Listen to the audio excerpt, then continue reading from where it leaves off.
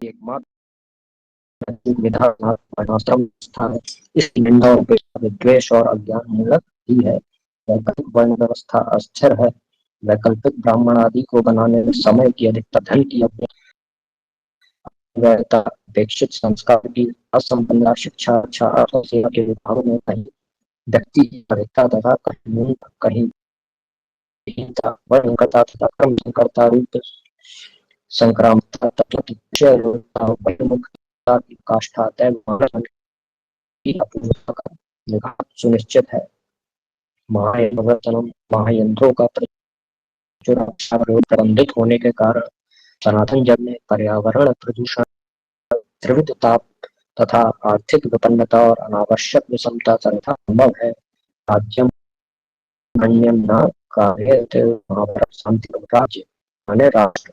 राज्य ये भी कई बार गुरुदेव बताते हैं, ये वाक्य है, राज्यम अन्यम न कार्येत माने राष्ट्र को बाजार का सौदा न बनाए। इस मर्यादा का अनुपालन होने के कारण व्यक्ति, समाज तथा तंत्र की मानसिक चेतना तथा शील संपन्नता की सतत विद्यमानता सनातन जगत की सर्व संपन्नता का रहस्य है। समाधि व्यक्ति के उपयोग और विनियोग की प्रथा तथा सच्चिदानंद सर्वेश्वर आस्था सनातन जगत की सर्व संपन्नता का रहस्य है। बुद्धि तथा श्रम में संतुलन की का सनातनियों के तरफ का रहस्य है। जात कर्म संस्कार से लेकर अंत्येष्टि तथा अवतरण पर्यंत सनातनियों के समस्त कृत्य सर्वलोक उपकारक तथा सर्वलोक साधक अतः हृदय है।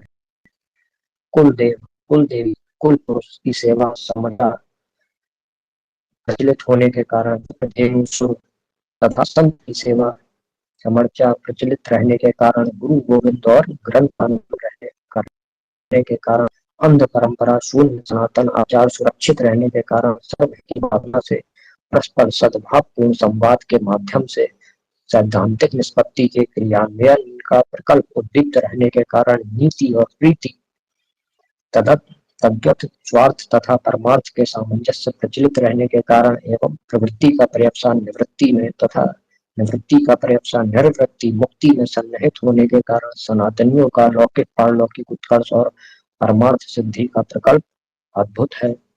शिक्षित तथा शिक्षण संस्थानों की पाप तथा धर्मद्रोह से सुदूरता सनातन जगत की सर्वविध उत्कृष्टता का रहस्य है। यहाँ तो शिक्षण संस्थानों में ही सेंध हो गई। अब आज के समय में जैसा कहा गया कि शिक्षण संस्थानों शिक्षित तथा शिक्षण संस्थानों की पाप तथा धर्मद्रोह से सुदूरता सनातन जगत की सर्वविध उत्कृष्टता का रहस्य है। अब तो शिक्षण संस्थानों में ही वहीं से ही तो सारा जो मटिया मेट होता है, वहीं से तो वहीं बीज है। सनातन धर्म में उस शिक्षण संस्थान और शिक्षित को पापनिष्ठ धर्मद्रोह का केंद्र उद्घोषित किया गया है, जिसके द्वारा केवल अर्थ और काम या धन और मान के लिए विद्या तथा कला का समग्र उपयोग और विनियोग सुनिश्चित है। अब आज तो यही है, आज के शिक्षक और शिक्षण संस्थान क्या है, केवल अर्थ और काम तक सीमित माने वही देने की विधा है। शिक्षण संस्थानों में केवल अर्थ और काम तक की सिद्धि के लिए वो शिक्षा दी जा रही है।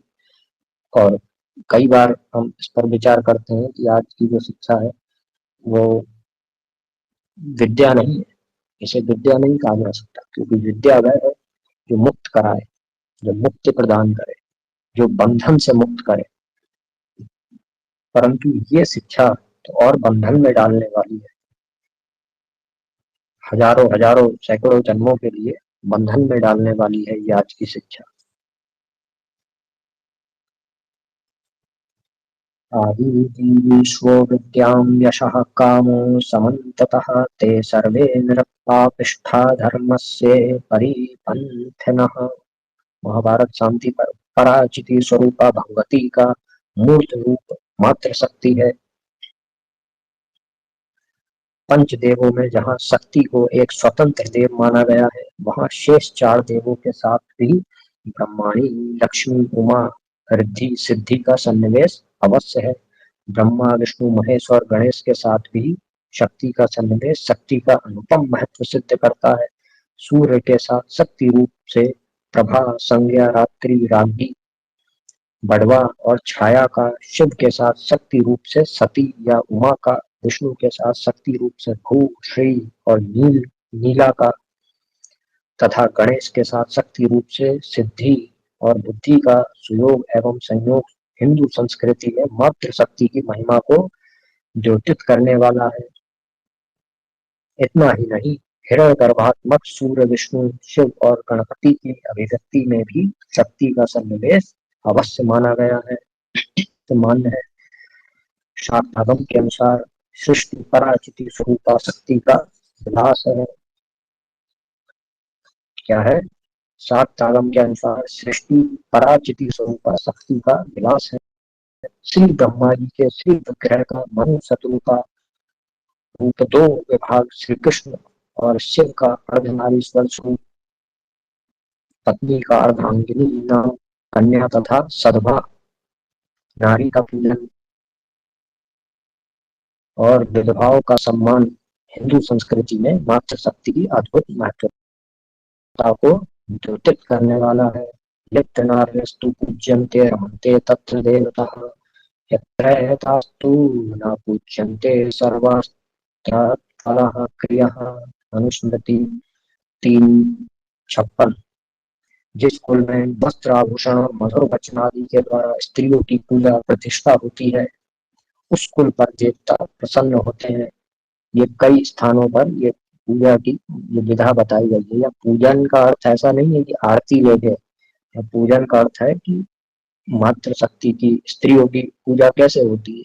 वस्त्रों से, अच्छे वस्त्र पहनाए जाए, आभूषण से सुसज्जित रखा जाए और मधुर वचन बोले जाएं, उस कुल पर देवता प्रसन्न होते हैं। किंतु जिस कुल में इनकी पूजा प्रतिष्ठा नहीं होती, उस कुल में सब कर्म निष्फल होते हैं। पूजनीया महाभागः पुण्याश्चाग्रहादित्ययः स्त्रियः श्रियो तस्माद्रक्षः विशेषतः। स्त्रियां घर की लक्ष्मी कही गई है। वे अत्यंत सौभाग्यशालिनी, आदर के योग्य, पवित्र तथा घर की शोभा है। अतः इनकी विशेष रूप से रक्षा करनी चाहिए। गर्भधारण में समर्थ स्त्रियों का जीवन विशेष रूप से संयत तथा सुरक्षित रहे, यह आवश्यक है। कारण ये कि संतान पर पिता की अपेक्षा गर्भधारण में समर्थ माता का अधिक प्रभाव सुनिश्चित है। माता भूमि तथा पिता बीज सदृश है। दोनों का संयत तथा सुसंस्कृत रहने पर संतान का शील, निधि तथा स्वस्थ होना स्वाभाविक है। प्रजापति प्रजापति कश्यप के श्रोत्रिय तथा संयत होने पर भी पतिव्रता दिति का असमय में उन्हें स्पर्श करने के लिए विवश करने के कारण कालकोप के वशीभूत दिति गर्भ समुद्भूत कश्यपु और हिरण्याक्ष का आतंकवादी होना सुनिश्चित था। हिरण्यकश्यपु के आतंकी होने पर भी उसकी धर्म पत्नी पतिव्रता कयाधु के संयत होने के कारण भक्त शिरोमणि प्रहलाद का प्रादुर्भाव हुआ। व्यास जी का दर्शन कर नेत्र मूंद लेने के कारण राजरानी के नेत्र विहीन धृतराष्ट्र को उत्पन्न किया। व्यास जी का दर्शन व्यास जी का दर्शन कर पांडुवर्णा होने के कारण राजदार राजदारा के पांडु संज्ञक पांडुरंग के पुत्र को जन्म दिया। कुपित गांधारी के द्वारा प्रताड़ित गर्भवत पिंड के निपात से दुष्ट दुर्योधन आदि की उत्पत्ति हुई।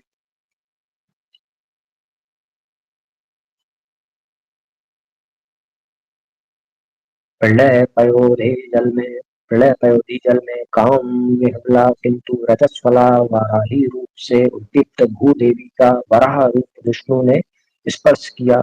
मलिन दशा में वाराही के उस स्पर्श के फलस्वरूप भूदेवी वाराही के गर्भ से कालक्रम से उत्पन्न उनके सुवृत्त कनक घोर तथा भौम नरक भौम नामक पुत्र के उल्लास विलास और उन्माद का त्रिभुवन ग्रास होने लगा। अन्य उदाहरण तो आप सब जानते होंगे, परंतु ये उदाहरण कम व्यक्ति जानते हैं। वाराही देवी का, मलन दशा में वाराही देवी का इनके पुत्र हुए। ये सब सुब्रत कनक वोहर और नरक नामक पुत्रों के उल्लास विलास और उन्माद का त्रिभुवन ग्रास होने लगा। कुल मिला के, जैसे इसमें अलग विषय हो जाएगा, परंतु सब यदि आप देखेंगे सबकी उत्पत्ति वो भगवान से ही हुई है। कुल मिला के सभी भगवान के ही आश्रयित होते हैं। हर कोई भगवान के ही आश्रयित है। कैसे आश्रयित है? अब देखिए नरक।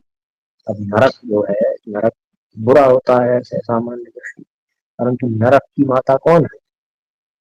नरक की माता तो वाराही देवी है, उस दृष्टि से देखा जाए।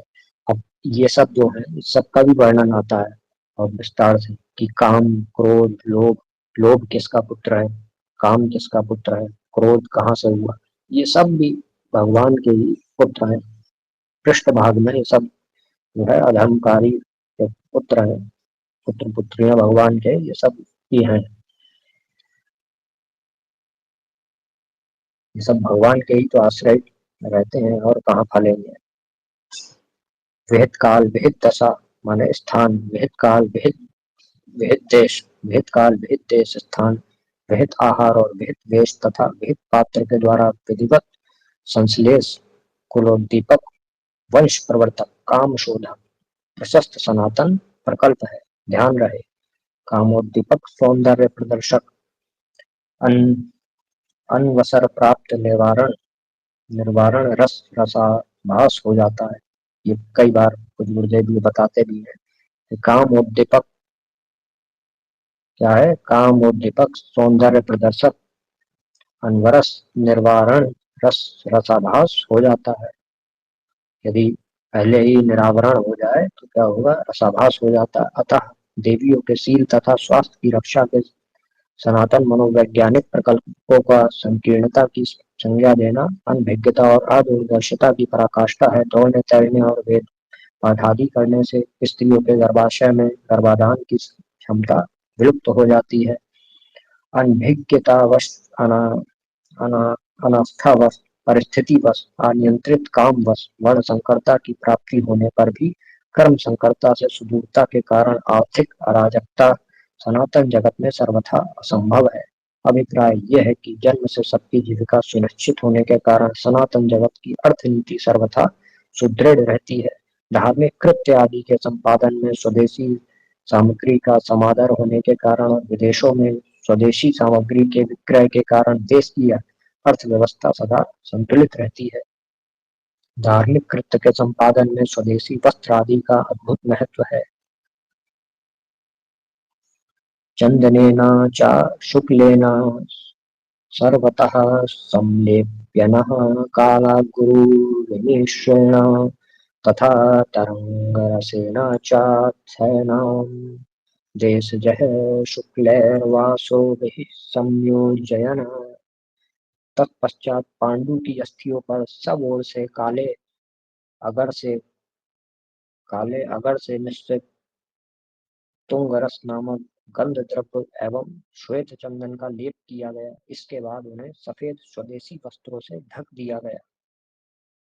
मैंने इस श्लोक के माध्यम से ये प्रस्थापित किया जा रहा है कि स्वदेशी का महत्व और वस्तु क्या क्या उपयोग होती है, इसका महत्व स्थापित किया गया है। महाभारत का वाक्य था। ध्यान रहे ध्यान रहे स्वदेश की सीमा निरंतर संकुचित होने के कारण धर्मानुष्ठान में प्रयुक्त तथा विनियुक्त समस्त सामग्रियों की स्वदेश में समुपलब्धि असंभव है। ऐसी स्थिति में धार्मिक कृत्यों के निर्वहन में स्वदेशी सामग्रियों के ही उपयोग की गाथा भी विचित्र पहेली बन गई है। इस पर एक किसी ने साझा भी किया था कुछ एक वर्ष के भीतर, अभी कुछ महीनों पहले, क्या हमने किया था, किसने किया था, तो कि स्वदेश होगा आप में से शायद किसी के पास स्वदेशी को लेकर, स्वदेशी को लेकर एक जो चली थी बहस, उसको लेकर स्वदेश। अब स्वदेशी स्वदेशी यदि करने लगेंगे हम लोग तो फिर अफगानिस्तान में जो होगा वो आप कहेंगे तो विदेशी है। जबकि अफगानिस्तान आज है ना, अफगानिस्तान वो भी तो भारत था कभी। बताया गया है कि ये सब मतलब ये एक सीमा तक उचित है, अन्यथा वितंडा बन जाएगा। अब चंदन है, चंदन तो इंडोनेशिया से आता है अधिकतर, आपको पता हो ना पता हो, इंडोनेशिया और वो जो क्षेत्र हैं, टापू हैं, वहां से आता है। नेपाल से आता है लाल चंदन। ये सब लाल चंदन बहुत होता ही नहीं है भारत में, बहुत कम होता है। और लाल चंदन तो फिर आप कहेंगे विदेशी, हम तो विदेशी उपयोग नहीं करेंगे, ऐसे थोड़े होता है। तो समझना चाहिए कि क्या वस्तु अपने अन्य माने, स्वदेशी के नाम पे वितंडा नहीं करना चाहिए कि स्वदेशी स्वदेशी। स्वदेशी का जानो पहले कि कहाँ तक है, और यदि कोई ऐसी त्यागने योग्य वस्तु या पदार्थ है तो उसे त्यागा जाए। सनातन धर्म में संपन्नता के नाम पर दरिद्रता को प्राप्त कराने की अभिलाषता नहीं है। मध्य द्यूत अपवित्रता, हिंसा, चोरी, तस्करी, कच्चे माल का निर्यात और ऋण का झंझावात, विश्वासघात, कृत्रिम व्यक्तित्व, श्रम के प्रति अरुचि, संयम असंयम, विषयलंपटता, मुक्तता, बहिर्मुखता, वर्ण संकरता तथा कर्म संकरता की पराकाष्ठा, शील अपहरण, अराजकता, धर्म और अध्यात्म के मार्ग पर चलने के लिए अपेक्षित धैर्य का विलोप, देहात्मवाद, प्रज्ञा शक्ति और प्राण शक्ति की क्षीणता, तद्वत मेधा शक्ति, रक्षा शक्ति, वाणिज्य शक्ति और श्रम शक्ति की दिशाहीनता महायांत्रिक भौतिक युग का उपहार है। ये सब, ये जो भौतिक युग है, महायांत्रिक भौतिक युग, उसके कारण ये सब चीजें हैं। उक्त दूषणों से विमुक्त जीवन पद्धति और शासन संस्थान के कारण सनातन धर्म समृद्धि, सुख और शांति से संपन्न दर्शन है।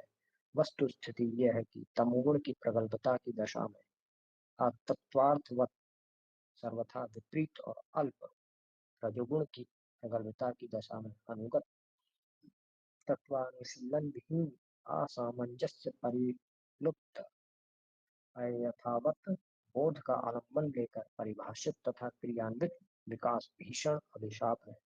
सत्वगुण की प्रबलता की दशा में अनुगत, तत्वानुशीलन संपन्न, सामंजस्य परिलुप्त,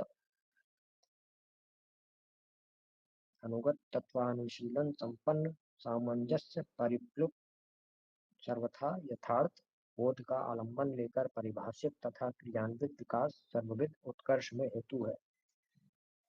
गोवंश, गंगा, सती और विप्र आदि की द्रुत गति से विकृति तथा विलुप्त आदि का प्रमुख हेतु वेद तात्पर्य विहीन विज्ञान आलम्बन से परिभाषित और क्रियान्वित महायांत्रिक विकास ही है।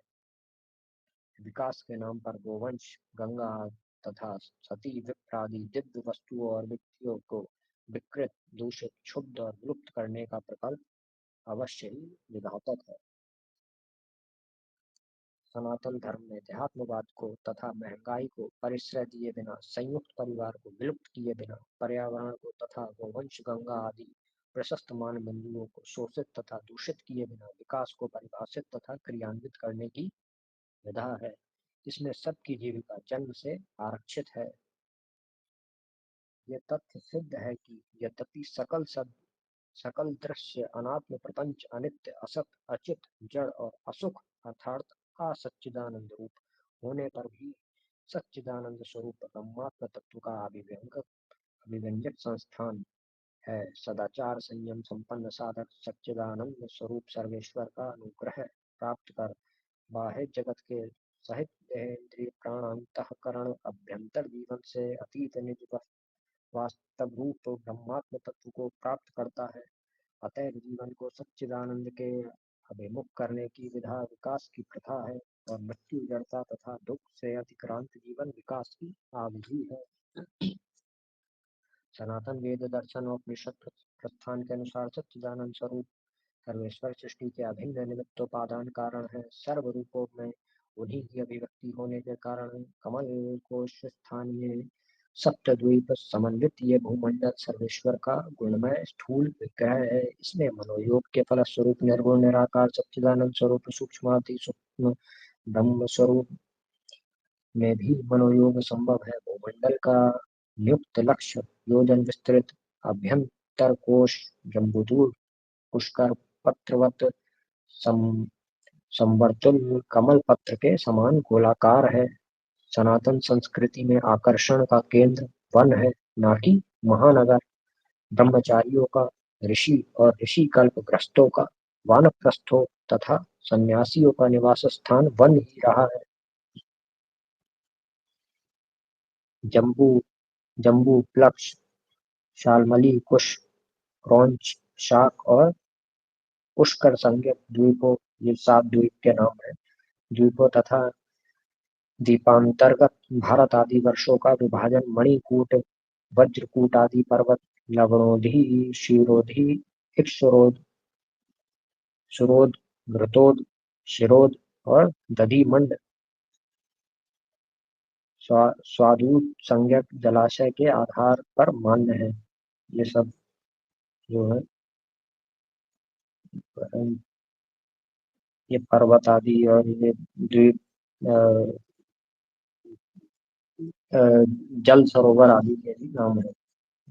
पहले द्वीप के नाम हो गए, पर्वत के और जल सरोवर। महायंत्रों का प्रचुर आविष्कार और प्रयोग अराजकता को प्रश्रय देने वाला पातक है, न कि प्रगति का साधक और संपादक है। प्रकाश का प्रशस्त पथ की सर्वत्र सुलभता के कारण रात्रि के कार्य का दिन में भी तथा दिन के कार्य का रात्रि में भी संपादन परिलक्षित है, जिसके फलस्वरूप आलस्य, कर्कशता, आक्रोश, अराजकता तथा दुर्घटना अनिवार्य है। वाहन तथा यंत्रों के संचालन के लिए विद्युत, डीजल, पेट्रोल आदि के अत्यधिक उपयोग से प्रज्ञा शक्ति और प्राण शक्ति की मंदता, पृथ्वी आदि भूत चतुष्टय की मलिनता, दैवी प्रकोप, गोवंश विप्रभेद, सती सत्यवादी, अलुद, निर्लोभ, दानशील, गंगा आदि, हिमालय आदि, तीर्थ आदि दिव्य अभिव्यक्तियों को तथा सुवर्ण आदि, चंदन आदि दिव्य वस्तुओं का विलोप सुनिश्चित है। महायंत्रों के आविष्कार और प्रयुक्त प्रयोग से आध्यात्मिक उत्कर्ष का विलोप ही नहीं अपितु भौतिक उत्कर्ष का अवरोध और अंत भी सुनिश्चित है। कारण यह कि देहात्मवाद और पंचभूतों के अनर्गल दोहन वाद का नाम भौतिकवाद है। देहात्मवाद से अध्यात्मवाद का विलोप सुनिश्चित है तथा पंचभूतों के अनर्गल दोहन से भौतिक उत्कर्ष का अवरोध और अंत भी अनिवार्य है। उक्त हेतुओं से महायंत्रों के निर्माण को श्रीमन्वादी महर्षियों ने उपपादकों के परिगणित किया है। महायंत्र प्रवर्तनम, दाल में नमक, मिर्च तथा मसा, मसाला के तुल्य एवं आंखों में अंजन के तुल्य यंत्रों का सीमित तथा सुखद उपयोग ही श्रेयस्कर है। अभिप्राय यह है कि अपेक्षित जल वर्षक, प्रजापालक, अग्नि, वायु, सूर्य, चंद्र, वरुण आदि देव सहयोगी, मनुष्य, पशु तथा यंत्र के योग से कृषि आदि का संपादन सनातन सिद्धांत है। देवता सहयोगी मनुष्य तथा पशुओं के संपादित होने योग्य कर्म भी यंत्रों से ही साधने का भाव महायंत्रों के आविष्कार का प्रयोजक है। देवता मनुष्य और पशु चेतन है, जबकि यंत्र जड़। अतः महायंत्रों के प्रचुर प्रयोग से जीवन में जाड़ जाड्य का बेहतर संचार सुनिश्चित है। देवादि देवादि निरपेक्ष केवल यंत्र सापेक्ष कृषि आदि का संपादन महायंत्रों का उद्वाहक, देहात्मवाद का विधायक, जड़ता का आधायक, पर्यावरण का विघातक, आर्थिक विपन्नता का उद्भावक, रोग तथा शोक का उद्दीपक तथा स्थावर जंगम सर्व सत्व विघातक है। कम से कम समय में कम से कम श्रम और कम से कम सहयोगी से अधिक कार्य की सिद्धि और सामग्री की समुपलब्धि तथा उसके उपयोग और उपभोग से शांति तथा सुखमय जीवन महायंत्रों का प्रयोजन है। तथापि समय का अभाव, थका मांदा थका मांदा जीवन, सहयोगी का आदर्शन और अशांति तथा दुखमय जीवन महायंत्रों के प्रयोजन को विफल सिद्ध करता है। कुल मिला के यहाँ पर कहा गया है कि आपने श्रवण कर ही लिया होगा, परंतु जिस हेतु से महायंत्र बनाए गए उसका भी तो प्रयोजन सिद्ध नहीं हुआ। हर व्यक्ति से पूछो समय है तो समय नहीं किसी के पास, बहुत बिजी है। अब कौन से महायंत्र से सब काम हो रहा है परंतु फिर भी जीवन फ्री नहीं हो पाया, तो मतलब बेकार हो गया। पहले व्यक्ति फ्री होते थे, आज कहा जाता है फ्री नहीं है, तो फ्री नहीं है माने बिजी है। बिजी है का अर्थ क्या है कि व्यस्त है। अब जिस लिए महायंत्र बनाए गए वो तो सिद्ध नहीं हुआ। पहले के समय में आप जानते होंगे, कोई ऐसा नहीं है, 500 वर्ष पूर्व की बात है, अभी कुछ समय पहले, आज से 30-50 वर्ष पूर्व भी व्यक्ति एक दूसरे के घर आते थे और 10-10 दिन रुक कर जाते थे। माने आना जाना तो पूरे वर्ष भर लगा रहता था रिश्तेदारों का। ये हम समझते हैं कि ये ऊपर से लेकर नीचे तक हर व्यक्ति के घर में होता था आना जाना सबका। रिश्तेदार आ रहे हैं, कोई किसी कार्य से आ रहे हैं तो चलो मिलते चले, एक दिन रुक गए, 2 दिन रुक गए, मिल के भेंट करके गए। तो ये सब होता था। अब आजकल लोग रिश्तेदारी में भी कम ही जाते हैं व्यक्ति, और वैसा संबंध भी नहीं रहा, एक आत्मीय भाव भी नहीं रहा। तो और क्या हुआ, थका मांदा जीवन, हर व्यक्ति थका हुआ आता है। बहुत विचित्र स्थिति हो गई है, सब महायंत्र बन गए हैं। सब थका हुआ व्यक्ति आता है, 8 बजे आ रहा है, फिर चित्त हो गए, फिर का क्या धर्म कर्म होगा। तो स्नान भी क्या, भोजन करके बस, और शयन ही होगा, और क्या कर पाएगा व्यक्ति। तो और अशांति तथा दुखमय जीवन महायंत्रों के। इसमें थोड़ा सा और है, फिर इस विषय पर एक बात बताएंगे। महायंत्रों के प्रचुर आविष्कार और उपयोग का प्रतिषेध होने पर भी यंत्र तंत्र और मंत्र की सदा और सर्वदा उपयोगिता है संस्कृति की दिव्यता है। कार्य होता हुआ कार्यांतर का साधक यंत्र है। यंत्र यंत्र यंत्र संरचना विधा तंत्र है। तंत्र का मौलिक सिद्धांत मंत्र है। सेतु विशेषज्ञ नल नील, भवन विशेषज्ञ और अंतरिक्ष मर्मज्ञ, मैं दानव और नभ जल स्थल यान तथा आयुध विशेषज्ञ विश्वकर्मा तथा शल्य विशेषज्ञ जरा कौश नरक अश्विनी आदि का समादर सनातन जगत में प्रसिद्ध है। प्रज्ञा शक्ति तथा प्राण शक्ति से संपन्न सूर्य सोम अग्नि सलिल समीर तथा संकल्प शक्ति से संचालित विविध यंत्रों की उद्भावना सनातन शास्त्रों में सन्निहित है। महायांत्रिक युग में व्यक्ति वर्ग समाज तथा राज्य और राष्ट्र को बाजार का सौदा करना सुनिश्चित है, जो कि उत्कर्ष के नाम पर घोर अपकर्ष है। अतएव भीष्म जी का ये उद्घोष है, राज्यम पण्यम न कार्येत। भीष्म जी का बात का ध्यान रखना चाहिए कि राष्ट्र जो है, राज्य बाजार का सौदा ना बनाए। सनातन धर्म में स्थूल शरीर को व्याधिग्रस्त, सूक्ष्म शरीर को काम आदि आदियों से संत्रस्त तथा कारण शरीर को अविद्या संलिप्त करने और रखने का नाम आध्यात्मिक विकास नहीं है। इसमें ऐसा बताया गया है कि शरीर को व्याधिग्रस्त, माने शरीर में रोग हो गए, और सूक्ष्म शरीर में जो ऊपर के शरीर में जो आप दिखता है, ये स्थूल शरीर है, इसमें रोग हो गए। कहीं पे खांसी बुखार हो गया, कुछ समस्या हो गई, कैंसर हो गया, फला फला बीमारी हो रही है व्यक्तियों को, ये व्याधि हो गई। और सूक्ष्म शरीर में क्या हो गया, काम आदि आदियों से संतुष्ट हो गया, सूक्ष्म शरीर में ये सब हो गया।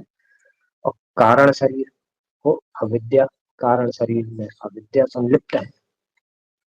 इसका नाम जो है, ये कहा गया है, रखने का नाम आध्यात्मिक विकास नहीं है, ये गलत है हमारे यहाँ।